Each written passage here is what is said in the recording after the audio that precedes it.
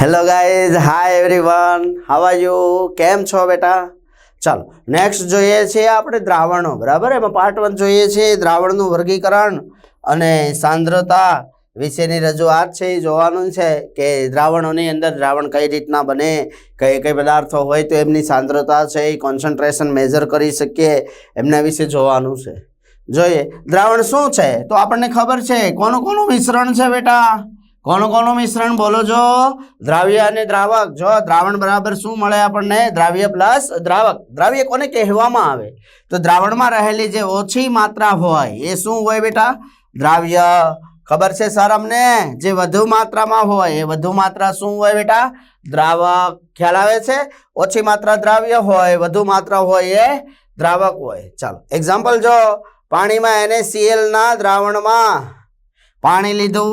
ચાલો લીધું આ પાણી, હા ઉભા રહેજો, આ લીધું આપણે અહીંયા લઈ લીધું. આ શું લીધું? આ પાણી. પાણી પાણી લીધું. એમની અંદર કોને દ્રાવ્ય કરીએ છીએ? NaCl. બહારથી NaCl એડ કરીએ છીએ. હા, આ શું હતું તો કે પાણી. એમાં દ્રાવ્ય કર્યું કોને? આ NaCl ના અણુઓ છે. તો જો પાણીમાં NaCl શું થઈ ગયું? NaCl દ્રાવ્ય. પાણી શું બની ગયું? દ્રાવક. પાણીમાં NaCl ના દ્રાવણમાં NaCl છે એ દ્રાવ્ય તરીકે વર્તે. પછી જો પાણીમાં NaCl ના દ્રાવણમાં પાણી શું છે તો કે પાણી દ્રાવક તરીકે વર્તે. યુ નો ધેટ પાણી ઇઝ અ યુનિવર્સલ કોન્સ્ટન્ટ. બરાબર, સાર્વત્રિક દ્રાવક, સોરી યુનિવર્સલ સોલ્વન્ટ છે. પાણી છે એ પાણી સાર્વત્રિક દ્રાવક કહેવામાં આવે બીકોઝ ઓફ ઇટ્સ ડાઇલેક્ટ્રિક અચળાંક એમનો વધુ હોય એટલા માટે. ચાલો પછી જો દ્રાવણ બે કે તેથી વધુ પદાર્થોના એકરૂપ સમાંગ મિશ્રણ લેવામાં આવે તો હોમોજીનિયસ મિક્સચર. એકરૂપ સમાંગ મિશ્રણ હોય એ સમાંગ મિશ્રણને શું કહેવામાં આવે? દ્રાવણ તરીકે એમને ઓળખવામાં આવે. બરાબર, એકરૂપ સમાંગ મિશ્રણ જે જોવા મળે એને દ્રાવણ કહેવાય. સમાંગ મિશ્રણ એટલે શું? એવા મિશ્રણનો પ્રકાર જેમાં દ્રાવ્ય અને દ્રાવક સંપૂર્ણ રીતે શું થાય? એકબીજામાં મિશ્ર થઈ જાય, સંપૂર્ણપણે એકરૂપ થઈ જાય. બરાબર, મિશ્ર થાય તો એને શું કહેવામાં આવે? સમાંગ મિશ્રણ તરીકે ઓળખવામાં આવે. દ્રાવણનું વર્ગીકરણ કેવી રીતના થાય? એમની ઘટકોની સંખ્યાને આધારે. જો ઘટકોની સંખ્યા 2 હોય તો એને શું કયું દ્રાવણ કહેવામાં આવે? 2 હોય તો દ્વિઅંગી, 3 હોય તો ત્રિઅંગી, 4 હોય તો ચતુર્થંગી દ્રાવણ તરીકે ઓળખવામાં આવે. ક્લિયર? ખબર પડી? ખ્યાલ આવ્યો દરેકને? કલ્લો બલ્લો તલ્લો ખબર પડી બેટા? બોલો રામ લખન, ખ્યાલ આવ્યો? 2 હોય તો દ્વિઅંગી, 3 હોય તો ત્રિઅંગી, 4 હોય તો ચતુર્થંગી. ધારા, રિયા, જીયા, ક્લિયર બેટા? ચાલો નેક્સ્ટ જોઈએ. નોંધ, કોઈ n સંખ્યાના ઘટકો માટે તેમાંથી એક ભાગ દ્રાવક હોય તો n-1 ઘટકો શું હોય? દ્રાવ્યના હોય. ધારો કે n બરાબર 4 હોય તો એનો મતલબ એક ભાગ, એમાં એક શું હશે બેટા? દ્રાવક. તો n-1 4 - 1 એટલે 3 શું મળશે એમાં? દ્રાવ્ય. તો આ ટોટલ આ 4 ઘટકો મળ્યા ને એટલે દ્રાવણ કયું કહેવાય? આને કહેવામાં આવે ચતુર્થંગી. ખબર પડે છે? આને ચતુર્થંગી કહેવાય. હા, તો આ રીતના વર્ગીકરણ છે એમનું કરવામાં આવે. પછી જો દ્રાવ્ય અને દ્રાવકની ભૌતિક અવસ્થાને આધારે વર્ગીકરણ, તો એમાં શું જોવામાં આવે? દ્રાવક. કોની ભૌતિક અવસ્થા જોવાની? દ્રાવકની ભૌતિક અવસ્થા જોવાની અને એના આધારે વર્ગીકરણ થાય. જો દ્રાવણ છે એ વાયુમય હોય. દ્રાવણ કેવું છે? વાયુમય. એનો મતલબ શું થાય? બોલો જો, એનો મતલબ શું થાય? વાયુમય દ્રાવણ હોય તો એનો મતલબ સર ખબર છે અમને શું થાય? બોલો બોલો બેટા, બોલો લખન, બતાવો. હા, ક્લિયર, વાવ, વેરી ગુડ, વેરી ગુડ. એનો મતલબ એવો થાય કે દ્રાવક કોણ હશે? વાયુમય. દ્રાવ્ય કોણ હશે? ઘન, પ્રવાહી, વાયુ કોઈ પણ હોઈ શકે. દ્રાવણ છે, દ્રાવણનો પ્રકાર પ્રવાહી હોય તો એનો મતલબ દ્રાવક કોણ હોય? પ્રવાહી. દ્રાવણનો પ્રકાર ઘન હોય તો એનો મતલબ દ્રાવક કોણ હોય? ઘન. ચાલો જો વાયુમય દ્રાવણોની અંદર જો વાયુ, દ્રાવ્ય વાયુ, તો દ્રાવક પણ કોણ હશે? વાયુ. તો જો કોનું ઓક્સિજન અને નાઇટ્રોજનનું મિશ્રણ. એક્ઝામ્પલ છે MCQ માટે યાદ રાખવાના, એમના ઉદાહરણ છે. ઉદાહરણ MCQ માટે યાદ રાખવાના. બરાબર, પ્રવાહી અને વાયુ. તો જો નાઇટ્રોજન વાયુ છે એ નાઇટ્રોજન છે, એમની સાથે મિશ્ર કરેલ ક્લોરોફોર્મ પ્રવાહી હોય. પછી જો ઘન અને વાયુની અંદર કોણ આવશે? નાઇટ્રોજન. વાયુમાં કપૂર, નાઇટ્રોજનમાં કપૂર આપણે સળગાવે છે ને હોલિકા દહનમાં કપૂરની ગોળીઓ નાખવામાં આવે, બરાબર? તો નાઇટ્રોજન વાયુમાં કપૂર જે જોવા મળે તો નાઇટ્રોજન છે એ દ્રાવક છે અને કપૂર છે કેમ્ફર એ શું છે બેટા? ઘન પદાર્થ છે. ક્લિયર? એ ઘન પદાર્થ છે. હા, ચાલો પછી જો બીજું શું આવ્યું હવે? પ્રવાહી દ્રાવણો. એમનો મતલબ શું થાય? દ્રાવક કોણ હશે? પ્રવાહી. દ્રાવક જો દ્રાવક પ્રવાહી ફિક્સ જ હોય. દ્રાવ્ય કોઈ પણ હોય, હા, વાયુ પ્રવાહી કે ઘન. ચાલો પેલું જો વાયુ દ્રાવ્ય, પ્રવાહી દ્રાવક તો પાણીમાં દ્રાવ્ય થયેલ ઓક્સિજન, પછી પ્રવાહી તો પાણીમાં દ્રાવ્ય થયેલ ઇથેનોલ, પછી ઘન પ્રવાહી તો પાણીમાં દ્રાવ્ય થયેલ ગ્લુકોઝ. ખબર પડી? ચાલો પાણીમાં દ્રાવ્ય થયેલ ઇથેનોલ છે એ પ્રવાહી દ્રાવ્ય છે, પાણી પ્રવાહી દ્રાવક છે. પછી ગ્લુકોઝ છે એ દ્રાવ્ય, પાણી છે દ્રાવક. પછી જો ત્રીજો પ્રકાર કયો? ઘન દ્રાવણો. કયો? ઘન દ્રાવણો. ચાલો ઘનની અંદર એનો મતલબ શું? દ્રાવક કોણ હશે? દ્રાવક બોલો જો, દ્રાવક કોણ હશે? દ્રાવક ઘન. ખબર પડી? દ્રાવક ઘન હોય. હા, વાયુ ને ઘન તો જો પેલેડિયમમાં હાઇડ્રોજનનું દ્રાવણ. પેલેડિયમ શું છે? ધાતુ, ઘન પદાર્થ હોય. હાઇડ્રોજનનું એમાં શોષણ થાય, એબ્ઝોર્પ્શન થાય. હાઇડ્રોજન શું છે? દ્રાવ્ય છે, વાયુ છે એટલે. પછી જો પ્રવાહી ને ઘન, સોડિયમ સાથે પારાનો સરંસ, જેને આપણે બીજું નામ જેને શું કહીએ છીએ? આપણે જેને કહેવામાં આવે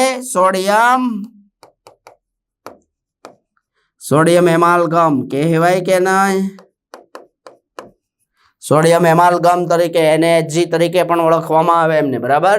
તો જો પ્રવાહી ને ઘન, સોડિયમ છે એ ઘન છે, પારો પ્રવાહી છે, બરાબર? પછી જો ત્રીજું ઘન તો ગોલ્ડમાં દ્રાવ્ય થયેલ કોપર. હા, 20 carat copper, 22 carat gold, 22 carat gold. તો એ ગોલ્ડમાં દ્રાવ્ય થયેલ કોપર એ ઘનનું ઉદાહરણ છે. ક્લિયર? તો આ રીતના એમના વર્ગીકરણ છે એ જોવા મળે, બરાબર? વાયુમય દ્રાવણો, પ્રવાહી અને ઘન દ્રાવણો તરીકે. સમજ પડી દરેકને? Understand everyone? How the Josh? Hello, how the Josh? Yes, very good. ચાલો નેક્સ્ટ જો દ્રાવણની સાંદ્રતા વિશેની વાત કરવાની છે. દ્રાવણની સાંદ્રતા એકમ કદના દ્રાવણમાં, જો એકમ કદનું દ્રાવણ લેવાનું અથવા એકમ વજનનું દ્રાવક લેવાનું, એમાં ઓગાળેલ દ્રાવ્યનો જે કાંઈ જથ્થો છે એ દ્રાવ્યના જથ્થાને શું કહેવામાં આવે? દ્રાવણની સાંદ્રતા કહેવાય. ખબર પડી? એકમ કદનું દ્રાવણ લેવાનું અથવા એકમ વજનનો દ્રાવક લેવાનો, એની અંદર જે કોઈ પદાર્થ શું કરેલો હોય? ઓગાળેલો હોય, એને શું કહેવામાં આવે? એના દ્રાવ્યના જથ્થાને શું કહેવાય? એની દ્રાવણની સાંદ્રતા તરીકે ઓળખવામાં આવે. ક્લિયર? સમજ પડી? જુદી જુદી જો સાંદ્રતા જોવા મળે. કઈ જોવા મળે? મોલ અંશ, દળ કદથી ટકાવાળી, percentage weight by volume, ppm, molarity, દળ ટકાવાળી, પર્સન્ટેજ વેટ બાય વેટ, કદ ટકાવાળી, percentage volume by volume, molality small m. આની ઉપરાંત પણ જોઈશું આપણે નોર્માલિટી, જેને શેના વડે દર્શાવવામાં આવે? n વડે. ચાલો તો આટલી વસ્તુની રજૂઆત કરવાની છે. જોઈએ છે એમની અંદર પહેલું મોલન્સ. મોલન્સ બરાબર, મોલન્સને શેનાથી રિપ્રેઝેન્ટ કરવામાં આવે? x વડે મોલન્સ છે, મોલન્સને x વડે દર્શાવવામાં આવે. આપણને ખબર છે મોલન્સ બરાબર શું થાય?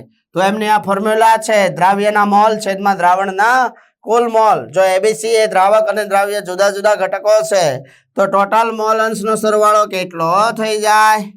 ટોટલ મોલન્સનો સરવાળો કેટલો થાય બેટા? 1 થઈ જાય, બરાબર? ચાલો પછી જો મોલ અંશને દર્શાવાય તો x દ્રાવ્યના મોલ. ધારો કે મારી પાસે બે પદાર્થ છે N1 અને N2, તો x1 શોધવા છે તો શું કરીશું? દ્રાવ્યના મોલ N1 છેદમાં કુલ મોલ એટલે N1 પ્લસ N2. તો આ ફોર્મ્યુલાથી શોધી શકાય. એવી જ રીતના x2 બરાબર શું આવશે? N2 upon N1 plus N2 એમનાથી શોધી શકીએ. ક્લિયર? તો આ રીતના મોલ અંશ છે પ્રાપ્ત થાય આપણને. નેક્સ્ટ જો દળ ટકાવાળી, પર્સન્ટેજ વેટ બાય વેટ, દળ ટકાવાળી, પર્સન્ટેજ વેટ બાય વેટ. તો સિમ્પલ, હા, દરેક માટે ફોર્મ્યુલા સિમ્પલ છે. દ્રાવ્યનું વજન છેદમાં દ્રાવણનું વજન ગુણ્યા 100. બીજું પર્સન્ટેજ વોલ્યુમ બાય વોલ્યુમ, દ્રાવ્યનું વોલ્યુમ છેદમાં દ્રાવણનું વોલ્યુમ ગુણ્યા 100. ત્રીજું પર્સન્ટેજ વેટ બાય વોલ્યુમ. તો જો ઉપર વેટ છે ને એટલે ઉપર W જે ઉપર છે એ ઉપર લખવાનું. જો આની અંદર ઉપર ડબલ્યુ છે, આનાથી વધારે આઈડિયા આવે તો ડબલ્યુ ઉપર જે લખ્યું એ કોણ હશે? હંમેશા આ ઉપર લખેલું, આ ઉપર લખેલું, આ ઉપર પહેલા લખેલું, એ બધું જ શું છે બેટા? દ્રાવ્ય. આપણ દ્રાવ્ય, આપણ દ્રાવ્ય અને આપણ દ્રાવ્ય. ખબર પડે? તો એ ઉપર લખેલું દ્રાવ્ય હોય. percentage weight by volume is equal to શું થશે? weight of દ્રાવ્ય upon volume of દ્રાવણ into 100. તો એમનાથી આ ટકાવારી છે એ શોધી શકીએ. નેક્સ્ટ જો પાર્ટ્સ પર મિલિયન. પાર્ટ્સ પર મિલિયન એટલે શું? દ્રાવ્યનું વજન છેદમાં દ્રાવકનું વજન ગુણ્યા 10⁶. ધારો કે એક્ઝામ્પલ આપ્યું છે કે ભાઈ 4 ppm દ્રાવણ આપેલું હોય. 4 ppm, ppm બોલે તો ppm, ppm કેવી એમ? ppm. ppm એટલે કોણ? પાર્ટ્સ પર મિલિયન. પાર્ટ્સ પર મિલિયન નું સૂત્ર દ્રાવ્યનું વજન છેદમાં દ્રાવકનું વજન ગુણ્યા 10⁶. એક્ઝામ્પલ આપ્યું છે કે 4 ppm દ્રાવણનો અર્થ શું થાય?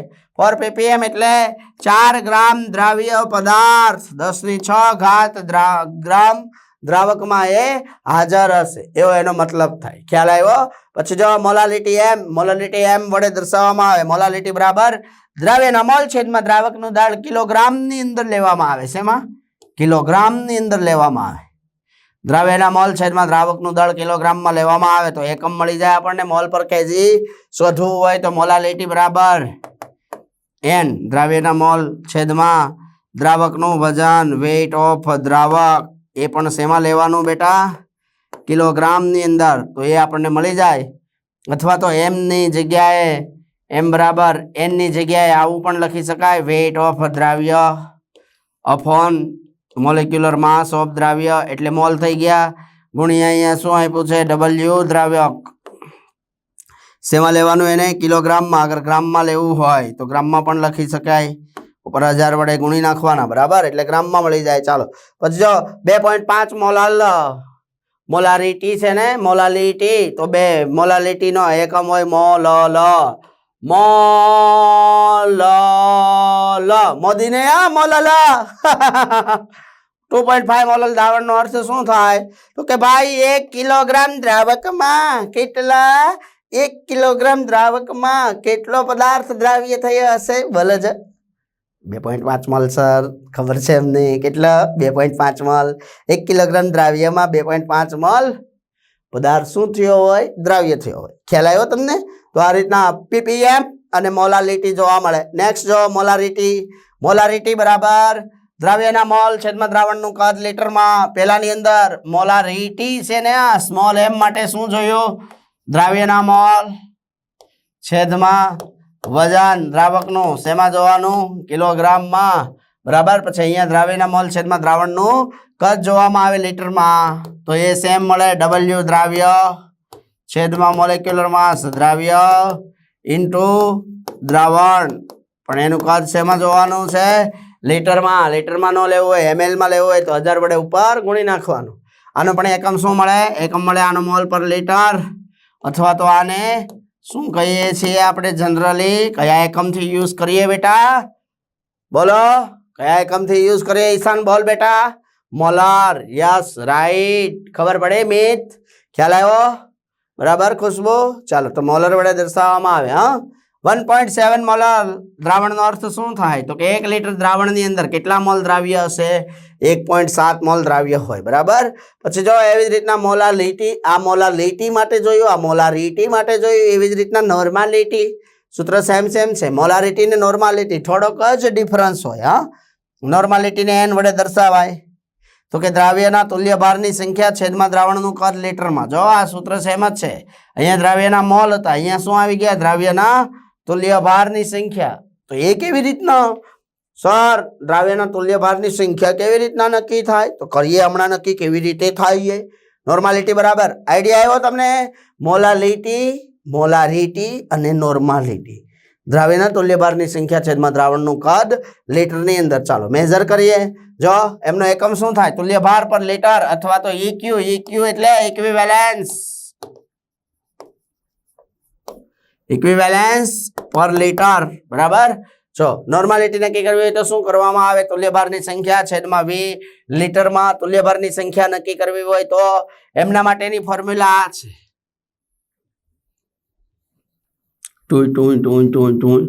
શું કરવામાં આવે તુલ્ય ભારની સંખ્યા નક્કી કરવા માટે ઇઝ ઇક્વલ ટુ દળના છેદમાં તુલ્ય ભાર શું દળના છેદમાં તુલ્ય ભાર દળ કેવી રીતના નક્કી થાય અચ્છા તુલ્ય ભારની સંખ્યા અહીંયાથી મળે તો તુલ્ય ભારની સંખ્યા શોધવી હોય તો એમની આ ફોર્મ્યુલા છે કે દળના છેદમાં તુલ્ય ભાર દળ શોધવું હોય તો તુલ્ય ભાર દળ માટેની ફોર્મ્યુલા છે આણ્વીય દળ છેદમાં સંયોજકતા અવયવ બરાબર તો એમનાથી તુલ્ય ભાર દળ મળી જાય એટલે તુલ્ય ભારની સંખ્યા બરાબર આણ્વીય દળ છેદમાં સંયોજકતા અવયવ અથવા જો તુલ્ય ભારની સંખ્યા બરાબર તુલ્ય ભાર દળ છેદમાં પદાર્થનું વજન તો એમનાથી ડાયરેક્ટ જ આપણને શું મળી જાય તુલ્ય ભારની સંખ્યા છે એ મળી જાય દળના છેદમાં તુલ્ય ભાર બરાબર તો આ રીતના આપણે શોધી શકીએ છીએ ક્લિયર સમજ પડી ચાલો તો 0.5 નોર્મલ નો અર્થ શું થાય હવે સંયોજકતા અવયવ કેવી રીતના નક્કી થાય એ જોઈએ હમણાં 0.5 નોર્મલ નો અર્થ શું થાય 1 લીટર દ્રાવણમાં 0.5 તુલ્ય ભાર શું હશે ડિઝોલ્વ થયેલો હશે એનો મતલબ થાય 0.5 નોર્મલ ક્લિયર તુલ્ય ભાર દ્રાવ્ય થયેલો હોય કેટલો 0.5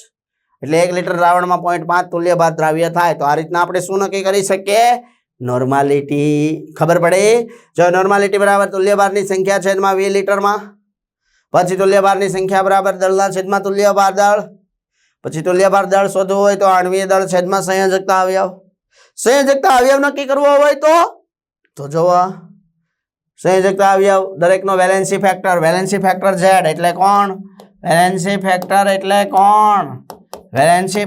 એટલે જ કોણ સંયોજકતા અવયવ તો સંયોજકતા અવયવ નક્કી કરવો હોય તો જો ઘટકોના પ્રકાર નક્કી કરવામાં આવે એસિડ હોય તો એમાં રહેલા H+ ની સંખ્યા એ એમનો વેલેન્સી ફેક્ટર દર્શાવે લાઈક એક્ઝામ્પલ જો HCl તો એનો વેલેન્સી ફેક્ટર કેટલો હોય Vf અથવા તો Z બરાબર કેટલા તો કે Z બરાબર 1 H+ ની સંખ્યા NaOH માં રહેલા એક અણુમાં રહેલા OH- ની સંખ્યા બરાબર ધારો કે આપણને આપ્યું છે MgOH ટ્વાઇસ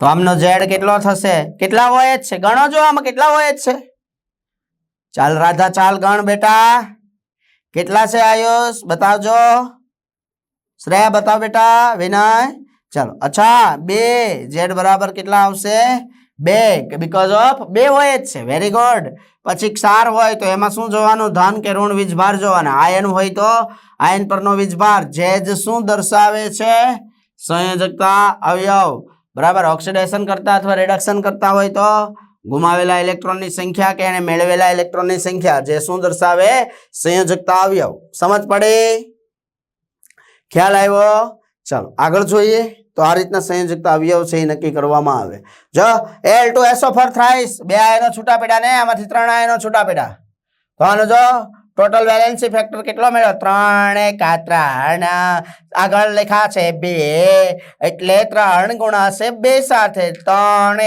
× 3 3 2 6 અહીંયા પણ ચાર્જ કેટલો આવ્યો 6 એટલે વેલેન્સી ફેક્ટર જો એલ્યુમિનિયમ નો +6 આમનો તો એ રીતના 6 પ્રાપ્ત થશે હા પોઝિટિવ નેગેટિવ એમની સાથે એમને કોઈ મતલબ ન હોય +6 અથવા -6 એવું ન લખવું હોય તો ડાયરેક્ટ 6 લખી શકાય અહીંયા જો Cl2 કેટલા ઇલેક્ટ્રોન મેળવ્યા 2 એટલે એનો વેલેન્સી ફેક્ટર Z બરાબર કેટલા 2 નકર 2 મેળવ્યા માઈનસ બને તો નેગેટિવ આવવો જોઈએ કે નહીં બોલો बोलो मेरे राम श्याम घनश्याम गीता सीता बबीता बताओ बेटा बट ऐसा तो कुछ है ही नहीं हाँ चलो H2SO4 2 आयनो छूटा पड़ा 2H+ એટલે વેલેન્સી ફેક્ટર 2 પછી જો નોર્માલિટી નક્કી કરવી હોય તો મસ્ત રિલેશન છે મસ્ત મસ્ત તું ચીજ બડી હે મસ્ત મસ્ત તું ચીજ બડી હે મસ્ત મસ્ત નોર્માલિટી બરાબર મોલારિટી ગુણ્યા વેલેન્સી ફેક્ટર એટલે શું થશે n = m molarity * z valency factor આમનાથી આપણે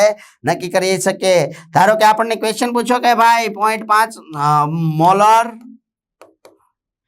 HCl ની નોર્માલિટી જણાવો n કેટલી થાય તો n બરાબર શું આવશે કેટલા છે 0.5 HCl ની HCl છે તો વેલેન્સી ફેક્ટર 1 તો કેટલા આવશે 0.5 નોર્મલ ક્લિયર તો આ ફોર્મ્યુલા થી નક્કી કરી શકીએ ખ્યાલ આવ્યો દરેક ને ચલો તો આ રીતના નક્કી થશે સમજ પડી બેટા ચલો નેક્સ્ટ જોઈએ પછી શું થાય અચ્છા શું થાય શું થાય બોલો શું થાય નક્કી કરો ને તમે શું થાય બધું જ થાય દુનિયામાં કાંઈ અશક્ય નથી, બધું જ થાય. શું થાય એટલે બધું જ થાય. પણ બધું જ કરવું હોય ને તો એક વસ્તુ માઇન્ડની અંદર ફિટ કરી દેવાની બેટા, કે એના માટે આપણે શ્વાસથી, હિંમતથી મહેનત કરવી પડે. મહેનત વગર બધું જ નકામું છે. શું થાય? બધું જ થાય. પણ બધું જ ક્યારે શક્ય બને? મહેનત કરીએ ત્યારે.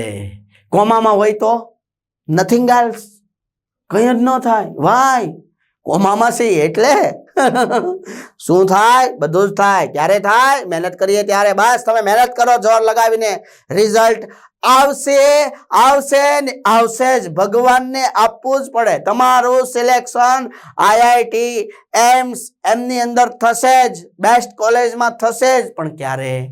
મહેનત કરીએ ત્યારે. પણ આપણે પહેલા જ વિચારી લે, શું થાય? મેરા ક્યાં હોગા કાલિયા, કુછ નહીં હોને વાલા બેટા. ચાલો જો દ્રાવણને મિશ્ર કરીએ તો મંદનના નિયમ અનુસાર ડાયલ્યુશન લો. પ્રેક્ટિકલમાં ઉપયોગ આવે છે આનો. જો દ્રાવણનું મંદન દ્રાવકના ઉમેરણથી કરવામાં આવે તો N1V1 બરાબર શું થઈ જાય? N2V2. M1V1 બરાબર M2V2. આ ફોર્મ્યુલા છે. મિશ્રણ નિયમ, જ્યાં V1 પ્રારંભિક કદ, V2 અંતિમ કદ. તો એવી જ રીતના N1 પ્રારંભિક નોર્માલિટી, N2 પછી અંતિમ દ્રાવણની નોર્માલિટી, એવી રીતના મોલારિટી. મિશ્રણનો નિયમ છે, સૂત્ર નક્કી કરવું હોય મોલારિટી, જો પ્રારંભિક મોલારિટી એમ ઇનિશિયલ નક્કી કરવું હોય તો એમના માટેની આ ફોર્મ્યુલા છે. શું આવશે? M initial is equal to M1V1 plus M2V2 plus up to upon V1 plus V2 up to. એવી જ રીતના નોર્માલિટી નક્કી કરવી હોય તો નોર્માલિટી પણ નક્કી કરી શકીએ. તો જો નોર્માલિટી માટેનું શું આવશે formula? N1V1 plus N2V2 plus up to V1 plus V2 up to, બરાબર. તો આ રીતના નક્કી કરી શકાય. મોલની સંખ્યા Z વગેરે, Z એટલે સંયોજકતા અવયવ વગેરે કાંઈ બદલાય નહીં. ચાલો તો આ રીતના મિશ્રણના નિયમનો, આ મંદનના નિયમનો ઉપયોગ કરી અને મંદન એટલે પહેલા દ્રાવણ લીધું, એમાં ફરીથી પાણી ઉમેર્યું એટલે પાણી વધી ગયું કે નહીં, એટલે શું થઈ ગયું બેટા? મંદન. તો મંદનના નિયમનો ઉપયોગ કરી અને શોધી શકીએ છીએ. ક્લિયર? ખબર પડી? ચાલો નેક્સ્ટ જોઈએ. દ્રાવણના ગુણધર્મો. જવ દ્રાવણના જુદા જુદા ગુણધર્મો છે. દ્રાવણો હોય, પ્રવાહીનું મિશ્રણ થાય, આદર્શ દ્રાવણો બને જે રાઉલ્ટના નિયમને અનુસરે, સાચા દ્રાવણો હેનરીના નિયમ, પછી બાષ્પ દબાણમાં ઘટાડો થાય, ઉત્કલન બિંદુ ઉન્નયન, ઠાર બિંદુ અવનયન, અભિસરણ, વન ટોપ ફેક્ટર. આ બધા જ ગુણધર્મો દ્રાવણના છે. કોના છે આ બધા જ ગુણધર્મો? સોલ્યુશન. કોના છે આ બધા જ ગુણધર્મો? સોલ્યુશનના, દ્રાવણના. પ્રવાહીનું મિશ્રણ, આદર્શ દ્રાવણો, સાચા દ્રાવણો, બાષ્પ દબાણમાં ઘટાડો, ઉત્કલન બિંદુ ઉન્નયન, ઠાર બિંદુ અવનયન, અભિસરણ, વન ટોપ ફેક્ટર. આટલા ખબર હોવી જોઈએ. આટલા ટોપિક ભણવાના છે આપણે. પ્રવાહીનું મિશ્રણ, આદર્શ દ્રાવણો, સાચા દ્રાવણો, બાષ્પ દબાણમાં ઘટાડો, ઉત્કલન બિંદુ ઉન્નયન, ઠાર બિંદુ અવનયન, અભિસરણ, વન ટોપ અવયવ. ખબર પડે? ચાલો તો દરેક વિષય જોઈએ આપણે. આગળ સ્ટાર્ટ કરીએ, પછી જોઈએ આગળ. વાયુ અને પ્રવાહીઓ કેટલીક બાબતોમાં સરખા જોવા મળે. કઈ કઈ બાબતોમાં? અસ્તવ્યસ્ત બ્રાઉનિયન ગતિ. મજા આવે ત્યારે. જો પાણી તમે ઘેરમાં ઢોળો, પાણી આપણે આ ઘરમાં ઢોળાઈ ગયું આપણાથી. આ આપણી ઘરની રૂમ છે તો પાણીની દિશા થોડીક ફિક્સ હોય કે અહીંયા જશે, આમ જ જશે. અરે ભાઈ તો અહીંથી નીકળે ને, આ બધું પ્રેક્ટિકલી કરી શકીએ. આમ બધી જગ્યાએ ફેલાય કે નહીં? બોલો મેરે હીરો, બતાવો મેરે હીરોઈનો, સભી જગહ ફેલ જાતે હૈ કે નહીં? આવી રીતના પાણીનું વહન થાય ને એટલે અસ્તવ્યસ્ત બ્રાઉનિયન ગતિ, અસ્તવ્યસ્ત ગતિ. અહીંયા અણુ હોય ટોય ટોય, ઝિગઝેગ લાઈનની અંદર ટોય ટોય ટોય ટોય આવી રીતના ગતિ કરવા લાગે. અસ્તવ્યસ્ત ગતિ કહેવાય. ખબર પડી? બ્રાઉનિયન ગતિ. બ્રાઉનિયન, રોબર્ટ બ્રાઉને આની રજૂઆત કરી હતી. પછી વાયુની ગતિ, પ્રવાહીની ગતિ સરખી હોય. કોના નિયમ અનુસાર? રૂલ્સ આપ્યો તો, આલેખ આપ્યો તો, એમના આધારે એમણે રજૂઆત કરી હતી. મેક્સવેલનું બોલ્ટ્ઝમેન વિતરણ. વાયુ અને પ્રવાહી જો બંનેનું મિશ્રણ સાથે મળે તો સાથે જે એમનું મિશ્રણ મળે એને શું કહેવામાં આવે? ફ્લુઇડ, તરલ તરીકે ઓળખવામાં આવે. તમે ફિઝિક્સની અંદર ભણો છો ને, ફ્લુઇડ મિકેનિક્સ, તરલ મિકેનિક્સ, તો તરલ તરીકે ઓળખવામાં આવે. વાયુ અને પ્રવાહીનું સાથે મિશ્રણ હોય તો આ બધી બાબતોમાં વાયુ અને પ્રવાહી છે એ સરખા જોવા મળે. ચાલો નેક્સ્ટ જોઈએ. બાષ્પશીલતા, બાષ્પશીલ દ્રાવણ. બાષ્પશીલ દ્રાવણ એટલે શું? અચ્છા, બહુ સરસ પ્રશ્ન છે. જો અને ડાયાગ્રામ બી બહુ મસ્ત બનાવેલો છે, તમે જો. અહીંયા આપણી પાસે શું છે? આ પ્રવાહી દ્રાવક. પછી જો એમાં શું છે? બાષ્પશીલ દ્રાવક. પ્રવાહી છે જ શું છે? બાષ્પશીલ છે. મતલબ કે આને તમે હીટ કરો, નીચેથી ગરમ કરો એટલે એમાંથી શું બનશે? ને બાષ્પ બને એટલે બાષ્પશીલ દ્રાવક. બાષ્પશીલ દ્રાવક હોય તો એને બાષ્પશીલ એટલે વોલેટાઇલ, એટલે વોલેટિલિટી તરીકે ઓળખવામાં આવે. બરાબર, વોલેટાઇલ સોલ્યુન્ટ જેની અંદરથી બાષ્પ બનતી હોય, ગરમ કરીએ એટલે બાષ્પ બને, બાષ્પ. ચાલો પછી જો બંધ પાત્રમાં દ્રાવકનું બાષ્પીભવન થાય. હવે અંદર દેખાય જ છે ને આની અંદર ભાઈ, તમે આને નીચેથી ગરમ કરો, ચોખ્ખી વાત છે ભાઈ. આપણને કોઈ ગરમ કરે અને આપણે સાલા જેલમાં બેઠા હોય તો ગરમ કરે તો એ શું થાય? આપણા મોલેક્યુલ્સ બહાર તો નીકળે પણ પાછા ને પાછા અંદર ઘૂસી જાય. એવી જ રીતના જો આમાં અમુક અણુઓ ગરમ કરી એટલે બહાર જાય છે, અહીંયા અથડાય છે, અથડાઈને પાછા શું થાય છે? આ ઉપરના લેયરે અથડાઈને પાછા નીચેની તરફ ગતિ કરવા લાગે છે. બરાબર, ચાલો તો એના લીધે અણુઓ બાષ્પીભવન થાય, અણુઓનું ઘનીકરણ થાય, બંને વસ્તુ થાય. જો બાષ્પીભવન અને ઘનીકરણ સાથે થાય છે એટલે દ્રાવક જે નીચા તાપમાને શું કરે? બાષ્પીભવન. જો કઈ રીતના ભૌતિક અવસ્થા પ્રવાહીમાંથી શેમાં રૂપાંતરણ થવા લાગે? આ પ્રવાહી છે એમાંથી ધીમે ધીમે ઉપર અણુઓ જાય એટલે શેમાં રૂપાંતર થાય? વાયુમાં. પછી ઘનીકરણની અંદર શું થાય? તો કે જે બાષ્પીભવન થઈ ગયું એ વાયુમાંથી શેમાં રૂપાંતર થવા લાગે? એનું પ્રવાહીમાં રૂપાંતરણ થવા લાગે. ઘનીકરણ નહીં, પ્રવાહીકરણ. ચાલો તો વાયુમાંથી એનું પ્રવાહીમાં રૂપાંતરણ થવા લાગે. ઘનીકરણ નહીં, પ્રવાહીકરણ. અહીંયા મગજમાં ફિટ રાખજો. બરાબર, પ્રવાહીકરણ. ચાલો તો પદાર્થનો ભૌતિક અવસ્થા વાયુમાંથી શેમાં રૂપાંતરણ થવા લાગે? પ્રવાહીમાં. તો આ રીતના બંધ પાત્રની અંદર આ બધી જ પ્રક્રિયાઓ થતી હોય ત્યારે એનું આપણે અહીંયા ઉપર એક સમય એવો આવે કે અહીંયા ઉપર દબાણ નક્કી થાય. એ જે દબાણ મળે, દબાણ આપણે નક્કી કરી શકીએ છીએ. એ જે દબાણ હોય એ દબાણને શું કહેવામાં આવે? વીપી, વેપર પ્રેશર, બાષ્પ દબાણ તરીકે ઓળખવામાં આવે. ક્લિયર? ચાલો નેક્સ્ટ જો બાષ્પ દબાણ શું છે?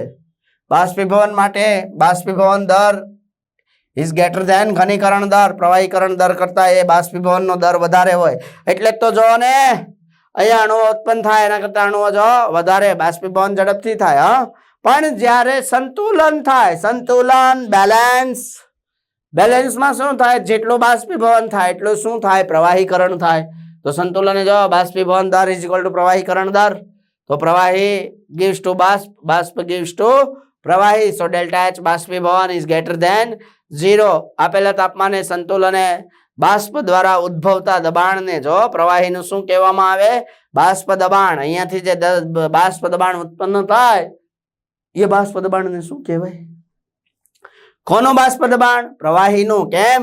તો કે આ પ્રવાહી, આ પદાર્થ છે, આ પ્રવાહી છે, બીકરમાં લીધેલ બંધ પાત્રમાં એને ગરમ કર્યો એટલે તો એની બાષ્પ બની. જો અહીંયા બાષ્પ બને છે? નથી બનતી સર. અહીંયા બનવા લાગી. કેમ? વધારે ગરમ થવા લાગ્યો. એનાથી વધારે જો અહીંયા વધારે ગરમ થાય એટલે વધારે ગરમ થવા લાગે એટલે વધારે બાષ્પ બનવા લાગે. એક સમય એવો આવે કે અહીંયા બાષ્પ શું કરે? દબાણ, બડાંગ, આમ ઉપર દબાણ લગાડે. આ જો આ બંધ પાત્ર છે, ઉપર દબાણ લગાડે, બહાર નીકળી જવાનો પ્રયત્ન કરે. કુકર કેમ ફાટી જાય? ફાટી જાય કે નહીં? કુકર. મમ્મીનો ફોન આવે અને મમ્મી ફોન પર લાગી જાય તો મમ્મીનો ફોન આવે અને મમ્મી ફોન પર લાગી જાય અને અહીંયા ચોખા રાંધવા મૂક્યા હોય પ્રેશર કુકરની અંદર તો અને એમાંય મમ્મીને ખબર ન પડે, 4-5 સીટી વાગી જાય અને ખબર ન પડે તો શું થાય? ઉપરથી નીચેથી પ્રેશર લાગવા લાગે. અને એક સમય એવો આવે કે મમ્મીને ખબર જ ન પડે તો શું થાય? ધડાંગ, ફાટી જાય. ખબર પડી? તો એનું કારણ કોણ હોય? બાષ્પ દબાણ. ક્લિયર? એવરીવન ક્લિયર બેટા? સમજ પડી? ઋતુ ખબર પડી બેટા? પલ ખ્યાલ આવ્યો? ઓમભાઈ, કૃતાર્થ ક્લિયર? ચાલો નેક્સ્ટ જોઈએ. પછી જો હેનરીનો નિયમ. બહુ સરસ. હેનરી નામના વૈજ્ઞાનિકે આ નિયમની રજૂઆત કરી હતી. શું આપ્યો તો નિયમ? અચળ તાપમાને આપેલા કદના દ્રાવકમાં ઓગાળેલા વાયુનું દળ જે કાંઈ જોવા મળે તે સંતુલન અવસ્થાએ કોના સમપ્રમાણમાં હોય? એમના દબાણના સમપ્રમાણમાં હોય. બરાબર? એટલે જો દળ છે એ દબાણના સમપ્રમાણમાં હોય તો M proportional to P. So M is equal to શું લખી શકાય? કે ઇન્ટુ પી. બરાબર? અને એમનો સુરેખ આલેખ છે એ આપણને પ્રાપ્ત થાય. ગ્રાફ મળે તો એ સુરેખ રેખામાં મળે કારણ કે એમ ઇઝ ઇક્વલ ટુ કે પી છે ને એના આધારે Y is equal to mx પ્રકારનો ગ્રાફ છે એ આપણને પ્રાપ્ત થાય તો એના આધારે સુરેખ રેખામાં ગ્રાફ મળે. આ હેનરીનો નિયમ પહેલો નિયમ એમણે આ આપ્યો હતો કે વાયુનું દળ છે એ વાયુના દબાણને સમપ્રમાણમાં હોય. બીજો જવાબ છે પ્રવાહીમાં વાયુની દ્રાવ્યતા તો હેનરીના નિયમ અનુસાર જોઈએ છે વાયુ પ્લસ દ્રાવક તો વાયુ દ્રાવક બને ડેલ્ટા એચ. એન્થાલ્પીનું મૂલ્ય <0 જોવા મળે. જો તાપમાન અને દબાણ બદલવામાં આવે તો સંતુલન અવસ્થા કેવી રીતે બદલાય? ચાલો તો સંતુલન અવસ્થા લા સેટેલિયરના નિયમને અનુસરે આપણને ખબર છે તમને શું લા સેટેલિયરે શું કીધું તું? લા સેટેલિયરે શું કીધું તું? બોલેજો. લા સેટેલિયરે શું કીધું તું? બોલેજો. લા સેટેલિયરે એવું કીધું તું કે આ સંતુલન જે કાંઈ કરે બરાબર એનાથી લા સેટેલિયર ઉલટું કામ કરે. સંતુલન છે એ પુરોગામી દિશામાં જાય. પ્રક્રિયા કરાવતું તો લા સેટેલિયર એને કઈ દિશામાં મોકલવાનો પ્રયત્ન કરે? પ્રતિગામી દિશામાં. હાલો ઉલટું કામ કર્યું કે નહીં? સંતુલને કર્યું એનાથી ઉલટું કર્યું કે નહીં? ખબર પડી બેટા? ખ્યાલ આવ્યો? કાળુભાઈ, મેઘ, મલ્હાર, ખબર પડી બેટા? ચાલો એટલે ઉલટું કામ છે એ ખ્યાલ ઈ કરે બરાબર. તો જો લા સેટેલિયરના સિદ્ધાંત મુજબ દબાણ વધારવામાં આવે લા સેટેલિયરના નિયમ મુજબ તો સંતુલન શું ધંધો કરે? એનાથી ઉલટું સંતુલન જો ઓછા વાયુના અણુઓ તરફની દિશા ધરાવે. કેમ ઓછા વાયુના? કારણ કે ત્યાં દબાણ ઓછું હોય એટલે એ બાજુ જવાનો પ્રયત્ન કરે. ચાલો પછી જો તાપમાન ધરાવતા હોય તો એવા સંતુલન અવસ્થાએ પુરોગામી દિશામાં પ્રક્રિયા કરે અને ઉષ્મા ક્ષેપક મુજબ એ બદલાય. પછી જો આમ વાયુની દ્રાવ્યતા દબાણના વધારા સાથે વધે. વાયુની દ્રાવ્યતા શું થાય? દબાણ વધે તો વધે અને તાપમાન વધે તો દ્રાવ્યતામાં શું થાય? ઘટાડો થાય. ઓગળવાની ક્ષમતા છે એ ઘટતી જાય કારણ કે બાષ્પ વધારે બનતી જાય એટલે એની દ્રાવ્યતા જે કઈ છે એને શેના સ્વરૂપમાં દર્શાવવામાં આવે? મોલ અંશના સ્વરૂપમાં. તો જો દ્રાવ્યતા દબાણના વધારા સાથે વધે, તાપમાનના વધારા સાથે ઘટે તો દ્રાવ્યતા એ દબાણ સાથે સમપ્રમાણમાં હોય એટલે જો એને મોલ અંશ વડે દર્શાવે તો શું મળે? x proportional to p. So x is equal to k dash p. So p is equal to 1 upon k dash x. So 1 upon k dash બરાબર શું લેવામાં આવે? p is equal to kh into x. જ્યાં kh શું દર્શાવે છે આપણને? હેનરીનો અચળાંક. તો આ રીતના હેનરીનો નિયમ છે એ નક્કી કરી શકીએ. ક્લિયર? ખબર પડી દરેકને? બોલો મેરે ગીતા સીતા બબીતા બતાવો બેટા. સમજ પડી કે ન પડી? બોલો સલોની, ખબર પડી બેટા? માહી, જાનવી, ખ્યાલ આવ્યો? આસ્થા, ધ્રુવી, ક્લિયર? તો p is equal to kh into x એમનાથી નક્કી કરવામાં આવે. હા ચાલો સ્નેહાલી, સમજ પડી બેટા? ઓકે અંજલિ, ખ્યાલ આવ્યો? ભૂમિ, ચાલો આગળ જોઈએ હવે. p is equal to kh into x જ્યાં kh દર્શાવે હેનરી અચળાંક એ શું છે? હેનરી નિયમનો ગાણિતિક સ્વરૂપ દર્શાવે. ખબર પડી? નિધિ, સ્વરા, બરાબર બેટા? ચાલો હેનરીના નિયમનો ઉપયોગ ક્યાં ક્યાં થાય? તો જો હળવા પીણા અને સોડા વોટરની બાટલી છે આ બાટલી હા એની અંદર શું હોય? અહીંયા આ સોડા તો ભરેલી જ હોય, સાથે શું ભરેલું હોય? CO2 ગેસ હોય. આ CO2 ગેસ છે. ચાલો આ CO2 ગેસ છે. CO2 ગેસના અણુઓ છે. પછી હવે શું થાય? તમે ખોલો ઉપરથી. હા ઢાંકણું હે નાલાયકો, ઢાંકણું ખોલો એટલે પેલા કોણ બહાર નીકળશે? CO2 ગેસ બહાર નીકળવાનો પ્રયત્ન કરે. ખબર પડે? પછી બીજું જ બધું થાય આગળ. હા તો આ રીતના પ્રક્રિયા છે એ થાય. હળવા પીણા અને સોડા વોટરમાં CO2 ની સાંદ્રતા વધારવી હોય, CO2 ને વધારે અંદર એડ કરવો હોય તો શું કરવામાં આવે? બોટલને ઊંચા દબાણ હેઠળ બંધ કરવામાં આવે. બરાબર? તો આપણને આઈડિયા આવે એમના લીધે. પછી જો વધુ ઊંચાઈએ ઓક્સિજનનું આંશિક દબાણ ઓછું હોય. ખબર જ છે ને? હાઈ હાઈટ પર જઈએ, હાઈ આલ્ટિટ્યુડ પર જાઓ તમે વધુ ઊંચાઈ પર તો ઓક્સિજન દબાણ ઓછું હોય એટલે લોહીમાં ઓક્સિજનની સાંદ્રતા પણ ઓછી હોય એટલે પાછળ ખબર છે ને પેલા સિલિન્ડર ભરાવીને જતા હોય બિચારા. ઉપર જાય તોય એવું અને નીચે જાય તોય એવું હોય કે નહીં? લોહીમાં ઓક્સિજનની સાંદ્રતા ઓછી હોય છે એટલે જો લોહીમાં ઓછી માત્રામાં રહેલા ઓક્સિજન પર્વતારોહકોને કેવા બનાવી દે? નબળા. પર્વતારોહકો ઉપર જે ચડતા હોય એને નબળા બનાવી દે એટલે વધુ ઊંચાઈએ જાય તો શું થાય? તો એમના લીધે જો વિચારવાની ક્ષમતા ગુમાવે અને એને રોગ કહેવામાં આવે. કયો રોગ થાય જેના લીધે? એનોક્સિયા. ક્લિયર? કયો રોગ થાય? બોલો જો એક સાથે બોલો. હા, anoxia, yes, anoxia, very good. How the જોશ, હાઉ ધ જોશ, એનોક્સિયા નામનો રોગ થાય. ક્લિયર? ચાલો, તો આ રીતના એનોક્સિયાનો રોગ છે એ વધુ ઊંચાઈ જાય, ઓક્સિજનનું પ્રમાણ ઓછું હોય તો એમના લીધે, કારણ કે એમના લીધે બ્લડનું સર્ક્યુલેશન બોડીની અંદર ન થાય બેટા પૂરેપૂરું, અને બ્લડનું સર્ક્યુલેશન ન થાય એટલે એમના લીધે આ રોગ છે એ થાય છે, એનોક્સિયા. ચાલો, પછી જો સ્કુબા ડ્રાઈવર, સ્કુબા ડ્રાઈવર, હા, ડ્રાઈવર ગાડી હકાવતો હોય એને ફોર વ્હીલ નહીં, દરિયાની અંદર ડૂબકી મારતા હોય એ. આ છે મારી પાસે, આ શું છે? આ શું છે? દરિયો. આ શું છે? દરિયો. દરિયાની અંદર અહીંયા અહીંયા આ પડ્યું છે, શું છે આ? જો, તુજે દેખે બિના મુझे ચેન ન આયે. મોતી પડ્યો છે, મોતી, મોતી પડ્યો. આ ભાઈ આવ્યા, કોણ છે આ ભાઈ? Scuba drive. જો અંદર એન્ટર કરી કે નહીં? અંદર એન્ટ્રી લીધી કે નહીં એમણે? ચાલો, તો સ્કુબા ડ્રાઈવર શું છે? અંદર જાય, દબાણ લાગે, ઓક્સિજનનું પ્રમાણ ઓછું છે, અહીંયા સુધી પહોંચવું છે ને પણ અહીંયા નથી પહોંચતા, અહીંયા ચાલ્યા જાય છે. એનું રીઝન શું? જો સ્કુબા ડ્રાઈવર બેન્ડ્સ નામની સ્થિતિથી પીડાદાયક પરિસ્થિતિ અનુભવે છે. કેમ? તો કે લોહીમાં રહેલા વાયુના દબાણમાં જ્યારે સ્કુબા ડ્રાઈવર પાણીની સપાટી પર આવે ત્યારે એ લોહીના દબાણની અંદર જે ઓક્સિજન હોય એનું પ્રમાણ આમાં પણ ઘટી જાય, એટલે બેન્ડ્સ નામની પરિસ્થિતિનું નિર્માણ થાય. બિચારાને જે દેખાવું જોઈએ એ દેખાય નહીં. जो नहीं देखा था वो देखा हुआ लगता है, बट जो दिखाई देता है वो नहीं देखा दिया हुआ लगता है. समझ में आ रहा है कि नहीं आ रहा है? ચાલો, એટલે આવું બેન્ડ્સ નામની પરિસ્થિતિનું નિર્માણ થાય. બરાબર, પર્વતારોહકો જેવું જ સેમ ધંધો કોને થાય? બિચારાકને, સ્કુબા ડ્રાઈવરને. તો આ રીતના હેનરીના નિયમનો આની અંદર ઉપયોગ કરવામાં આવે. ક્લિયર? ખબર પડી દરેકને? ચાલો, ઓકે, નેક્સ્ટ જોઈએ પછી. ચાલો, okay okay guys, I hope દરેકને સમજ પડી હશે. ચાલો, નેક્સ્ટ પછી બીજા પાર્ટની અંદર મળીશું આપણે. Okay, by everyone, take care બેટા, બાય.